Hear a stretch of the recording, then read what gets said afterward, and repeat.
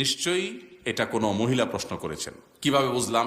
কারণ উনি জানতে চাইছেন স্ত্রীর প্রতি স্বামীর কর্তব্য, হয়তো স্বামী এখানে আছে, এটার সাইজ করা দরকার। অতএব হুজুর একটু বলেন তাকে যে আমার অধিকারগুলো কি কি একটু বুঝাই দেন না এটাকে।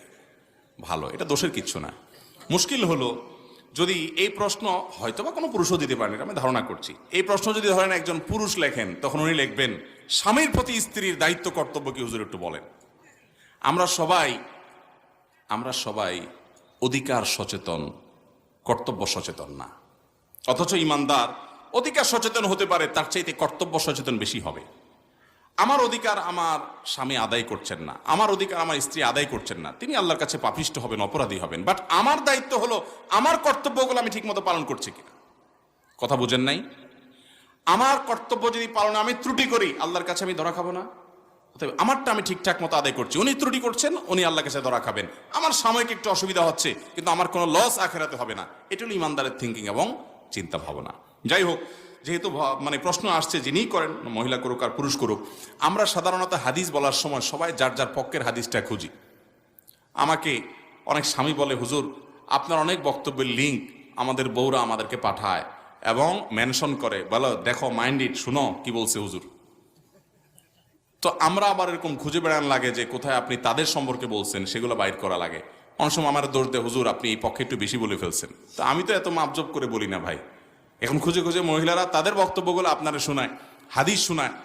শুনছ নবীজি সাল্লাল্লাহু আলাইহি সাল্লাম আম্মা জানা আয়েশা রাদিয়াল্লাহু আনহাকে খেলা দেখতে নিয়ে গেছেন মসজিদে নববীতে। ইথিওপিয়ান সাহাবীরা খেলা দেখতে গেছে, নবীর মতো মানুষ এত ব্যস্ত গোটা উম্মতের দায়িত্ব নিয়ে আসছে, অথচ স্ত্রী খেলা দেখবে উনি সাথে নিয়ে গেছেন এবং এত সময় খেলা দেখাইছেন যে যতক্ষণ পর্যন্ত আয়েশা রাদিয়াল্লাহু আনহা না বলছেন যে ইয়া রাসূলুল্লাহ আর দেখবো না, ততক্ষণ পর্যন্ত নবীজি বসেছিলেন তাকে খেলা দেখানোর জন্য। তার তো খেলা দেখার মতো টাইম নেই। খেলা দেখা বলতে আপনাদের টেলিভিশনে খেলা দেখা হালাল মনে করিয়েন না আবার, যেখানে ওই নাটক আপনার অ্যাডভার্টাইজ দুনিয়ার জেনা হারাম জিনিস আসে, ওইটা না। এটা লাইভ, সরাসরি মাঠের, সেখানে যে হারাম কিছু না হয় সরাসরি দেখলেন। তো নবী সাল্লাল্লাহু আলাইহি সাল্লাম তার স্ত্রীকে এত কেয়ার করেছেন, এত যত্ন করেছেন, এত সময় দিয়েছেন। এই হাদিস বর্ণনা করার পর আম্মা জানা আয়েশা রাদিয়াল্লাহু তাআলা বলেছেন, ফাকদুরু কদরাল জারিয়াতিল হাদিসাতি সিন্নি আল হারিসাতি। আল্লাহ হবে, ও দুনিয়ার পুরুষেরা, তোমাদের অল্প বয়স্ক স্ত্রীরা, তরুণী মেয়েরা, তোমাদের স্ত্রী যারা থাকে, এদের ডিমান্ডগুলো, চাহিদাগুলো, তাদের শখগুলোকে তোমরা এইভাবে মূল্যায়ন করবা। এ হাদিস শোনায় বউয়ের স্বামীকে, এ হাদিস শুনো আম্মা জানা আয়েশা, হাদিস শুনো, মাইন্ড ইট, আমার ব্যাপারে একটু কেয়ার করবা। বউয়ে স্বামীর হাদিস হয় না, স্বামীরে শোনায়। আবার স্বামীর শোনায় কি? স্বামী শোনায় যে নবী সাল্লাল্লাহু আলাইহি ওয়াসাল্লাম তুমি হাদিস শুনছো, তিনি বলছে আল্লাহর পরে যদি কাউকে সিজদা করা যাইতো তাহলে আমাকে করা লাগতো। আমার পাওয়ার বুঝতেছো? মাইন্ড ইট ভাইরা আমার। অথচ দরকার ছিল ওই প্রথম হাদিসটা স্বামী দেখা, যে আরে নবী সাল্লাল্লাহু আলাইহি ওয়াসাল্লাম তার স্ত্রীকে এত সময় দিতেন, তাহলে আমি তো আমার স্ত্রীকে এরকম কেয়ার করা উচিত। আল্লাহ কোরআনে বলেছেন ওয়াশিরুহুন্না বিল মারুফ, তোমরা স্ত্রীদের সাথে সংসার করবে, বসবাস করবে, সংসার করবে, একসাথে থাকবে সুন্দরভাবে। ছোট লোকের মতো, ছেসরার মতো গালিগালাজ করা, মুখ খারাপ করা, তাদের সাথে ব্যবহার খারাপ করা, অত্যাচার করা, এগুলা করবে না। সুন্দরভাবে জীবনযাপন করবে। আমাদের নবী করিম সাল্লাল্লাহু আলাইহি সাল্লাম, তার স্ত্রী, একাধিক স্ত্রী ছিলেন এবং তাদের মধ্যে টুকটাক মনোমালিন্যও ছিল। কোনো দিন কারো গায়ে টোকা দেন নাই, আঘাত করেন নাই, কটু কথা বলেন নাই, সবর করে গেছেন, সুন্দরভাবে জীবন যাপন করেছেন। এটাই হবে মুসলমানের জন্য আদর্শ। একজন স্বামী সেগুলা তাকাবে যে তার কর্তব্য কি, আর স্ত্রী তাকাবে যে আমার স্বামীকে আল্লাহ তাআলা কত মর্যাদা দিয়েছেন। অতএব তিনি কোনো ক্ষেত্রে ভুল করলেন বা আমার থেকে একটু বুঝ কমই আছে, কিন্তু যেহেতু তিনি স্বামী, তার আনুগত্য এটা আমার জান্নাতে যাওয়ার জন্য পূর্ব শর্ত। নবী আলাইহিস সালাম বলেছেন ইজা সাল্লাতিল মারআতু খামসাহা ওয়া সামাত শাহরাহা ওয়া আতাআত যাওজাহা ওয়া হাফিজাত ফারজাহা। কোন নারী যখন ৫ ওয়াক্ত সালাত আদায় করবে, রমজানের সিয়াম পালন করবে, স্বামীর আনুগত্য করবে আর নিজের ইজ্জত সম্ভ্রমকে হেফাজত করবে, কোন প্রকার হারাম সম্পর্ক কারোর সাথে ফেসবুকে, ইনবক্সে, ইমোতে, হোয়াটসঅ্যাপে, অনলাইনে, অফলাইনে করবে না। এই কাজগুলো যদি কোনো নারী করতে পারে, জান্নাতের যে কোনো দরজা দেশে যেতে পারবে। ভাইয়ের আমার, তাহলে আমাদের মা বোনদের জন্য জান্নাতে যাওয়ার পূর্ব শর্ত হলো স্বামীর আনুগত্য করা। 4 শর্তের এক শর্ত স্বামীর আনুগত্য করা। আমি বলি এটাকে তিতা করল্লার মতো আমল। কিছু আমল আছে এটা করতে মনে চায় না, তিতা করল্লার মতো লাগে, কষ্ট হয়, কিন্তু করতে পারলে উপকার আছে। তিতা করলে উপকার আছে না? এই যে করোনার সময় আমরা শুনলাম যে এটাতে রোগ প্রতিরোধ ক্ষমতা বাড়ে, ইমিউন সিস্টেম স্ট্রং হয়, এই জন্য করলা খাওয়া ধরছে পাবলিক, যে বাঁচা লাগবে। তো ভাইরা আমার, মেয়েদের জন্য স্বামীর আনুগত্য এটা দুনিয়া থেকে উঠে গেছে। অনেক মেয়ে দেখবেন বোরকা পরে, নামাজ পড়ে, কোরআন তেলাওয়াত করে, তাসবিহ পড়ে, সবই ঠিক আছে, স্বামীর কথা মানতে রাজি না। স্বামীর সাথে লড়াই করবে, নাড়াই ধরবে, তর্ক করবে, বেয়াদবি করবে, এবং ওই যে তথাকথিত নারীবাদ উস্কে দেয় মেয়েদেরকে, না তোমার স্বাধীনতা তোমাকে আদায় করে নিতে হবে, লাগায় দেয়। এরা আছে লাগানের তালে, এরা আছে কিসের তালে? কিছু হইলে বলবে আরে ছেড়ে দাও, নিজের পায়ে নিজে দাও, যা চাকরি করো।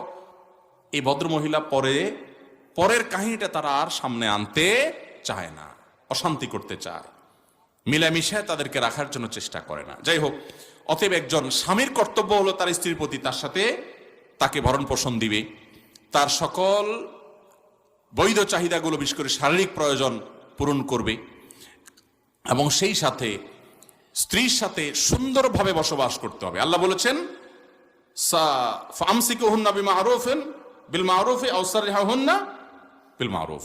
তোমরা স্ত্রীদের সাথে বসবাস করতে হলে সুন্দরভাবে করবা, আর যদি বিচ্ছেদ হতে হয় সেটাও সুন্দরভাবে হতে হবে, অসুন্দর যেন না হয়, সুন্দর আচরণ করতে হবে। নবী করিম সাল্লাল্লাহু আলাইহি সাল্লাম বলেছেন খায়রুকুম লিআহলিহি ওয়া আনা খায়রুকুম লিআহলি। তোমাদের মধ্যে এই যে এত মানুষ, এই মানুষগুলোর ভিতরে যারা বিবাহিত, এই বিবাহিত মানুষগুলোর ভিতরে সবচেয়ে ভালো মানুষ সে যা তার বউয়ের কাছে ভালো, যার বউ তাকে বলে যে আমার সাহেব, আমাদের আব্দুল্লাহর বাপ, ওনার মতো মানুষ হয় না, লোকটা ভালো মানুষ। এই সার্টিফিকেট কয়জন বিবাহিত বউয়ের কাছে আদায় করতে পারবেন বলেন দেখি, বুকে হাত দিয়া বলতে পারবেন? বাসায় যায় আজকে জিজ্ঞাসা করেন যে আব্দুল্লাহর মা, হুজুরে বলছে যে বউর কাছে ভালো, সে নাকি আসলেই ভালো, আল্লাহর কাছেও ভালো, আমি মানুষটা কেমন একটু বলো তো।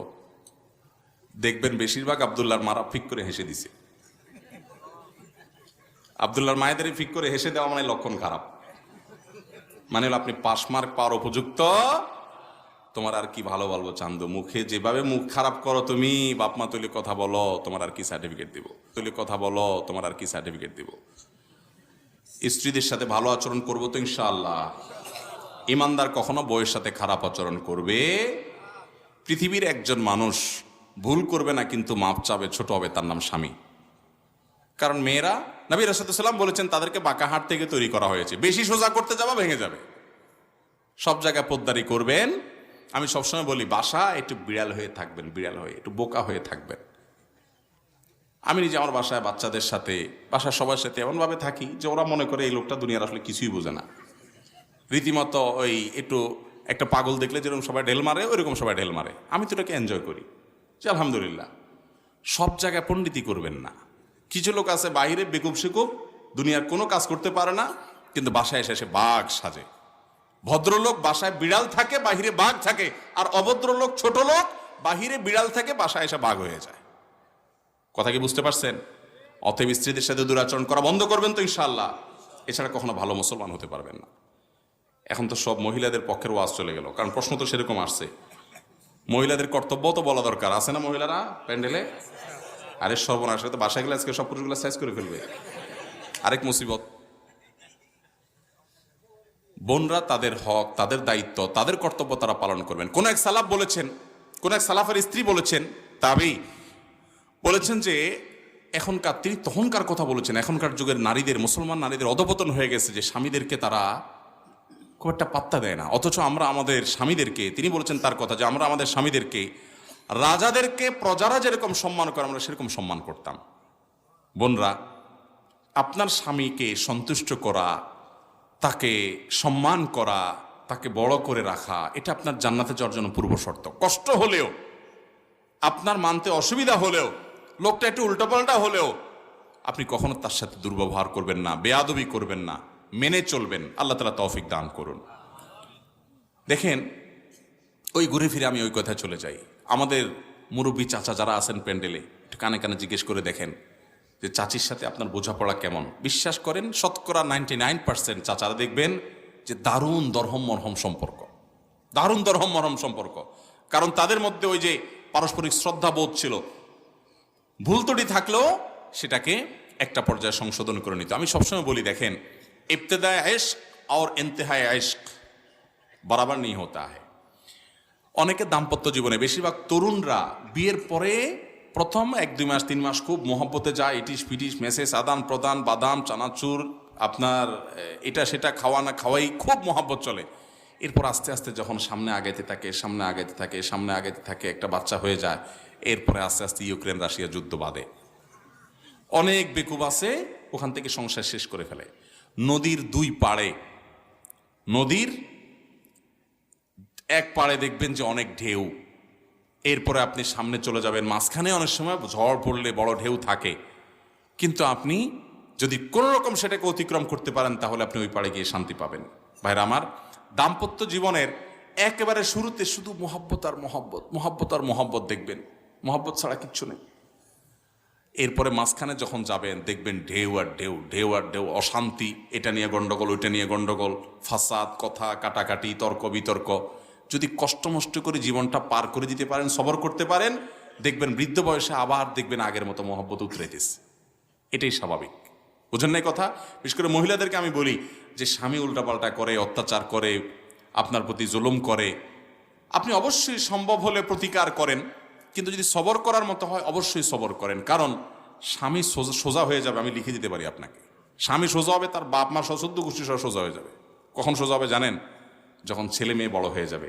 মহিলারা প্রথমে শ্বশুরের সংসার, শ্বশুরবাড়িতে এসে শ্বশুর শাশুড়ি ননদ স্বামী সবাই খোঁচাখুচি, আশপাশে মহিলারা তোমার বাপে কি দিছে, তোমার ভাইরা আসে নাই কেন, হান করছে তান করছে, দুনিয়ার জ্বালা যন্ত্রণা ধরে, কষ্ট হয়। কিন্তু যদি সবর করে সংসারে টিকে থাকতে পারে, আল্লাহ 2-4টা ছেলে মেয়ে দেয়, ছেলে মেয়েগুলো বড় হয়, তার বাহিনী হয়ে গেল। পোলাপান সব কার পক্ষে থাকে? 99% কার পক্ষে যায়? মায়ের পক্ষে। বাপের বিরুদ্ধে দেখবেন যে দাঁড়ায় গেছে। অতএব মহিলারা যদি কষ্ট করে সংসার টিকায় রাখতে পারেন, একসময় দেখবেন আপনার ডানে বাহিনী, বামে বাহিনী, সামনে বাহিনী, পিছনে বাহিনী, বুড়া এমনি শেষ হয়ে গেছে।